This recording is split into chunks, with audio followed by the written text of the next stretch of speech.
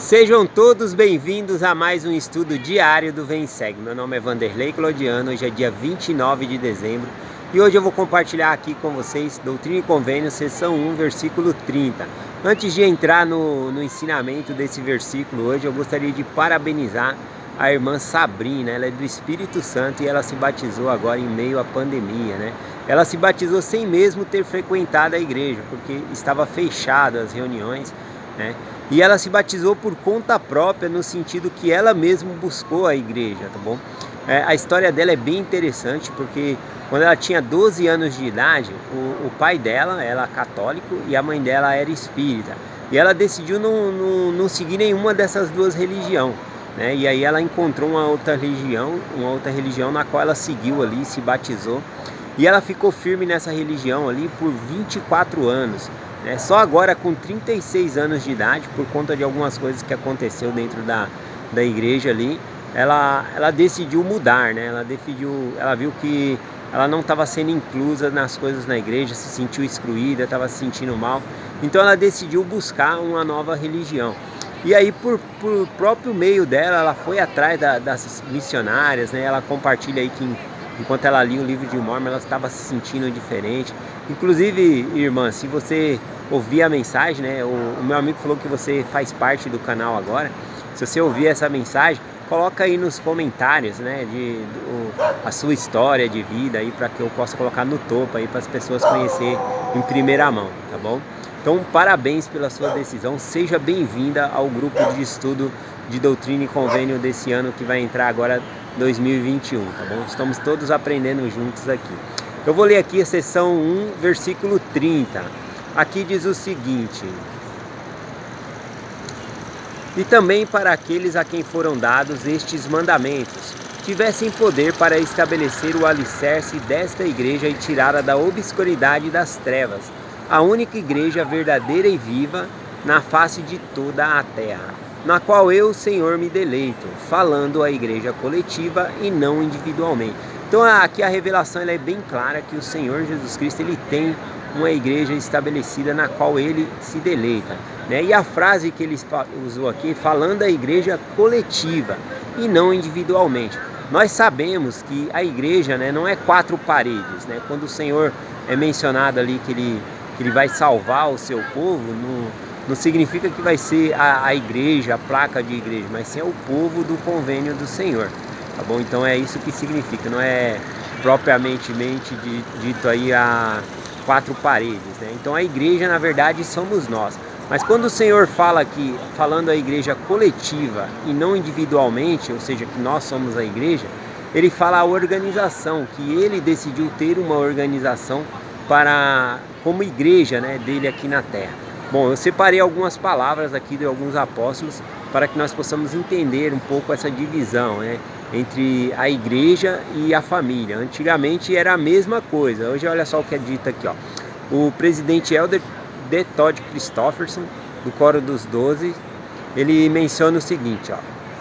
Ele falou na conferência aqui, ele diz assim, ó.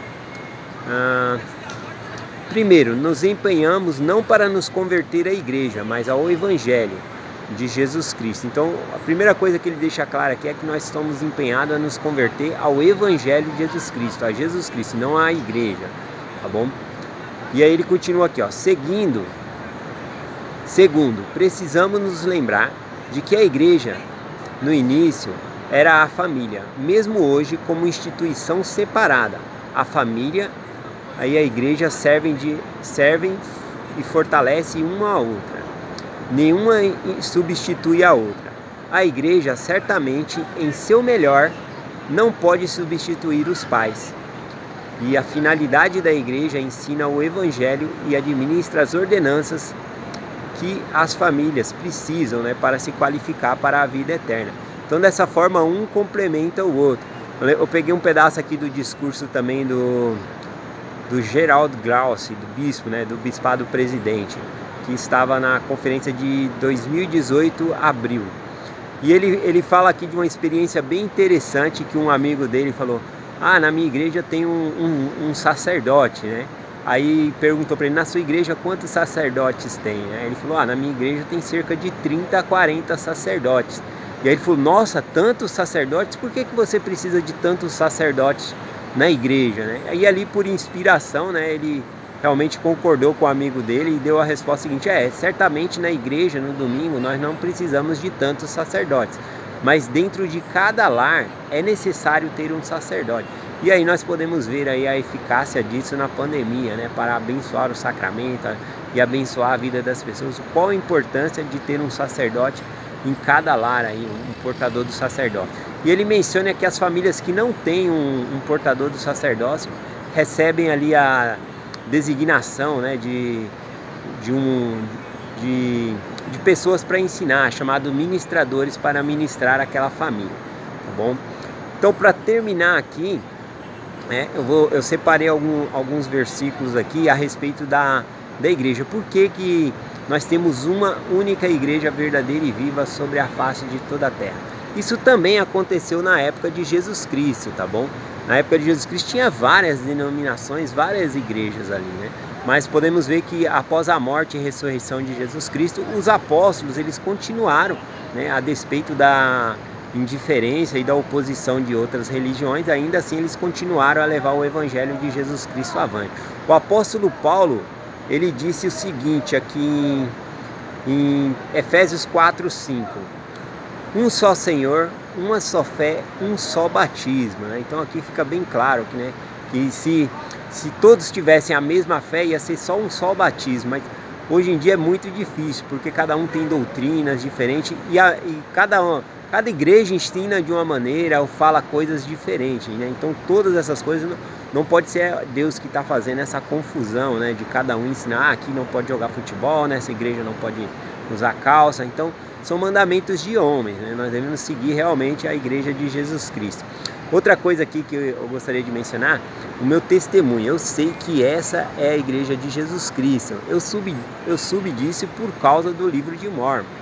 Ao receber o testemunho do livro de Mormon, eu também recebi o testemunho sobre essa igreja. E o convite é que nós todos possamos saber por si mesmo, né?